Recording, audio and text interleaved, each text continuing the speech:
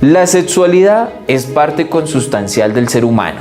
Está presente desde la concepción, vive con nosotros en diferentes etapas, procesos y experiencias de todo tipo, emocional, corporal, social, etc., hasta el fin de nuestros días.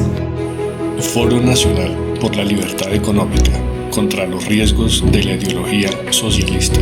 ¿Está Occidente en peligro?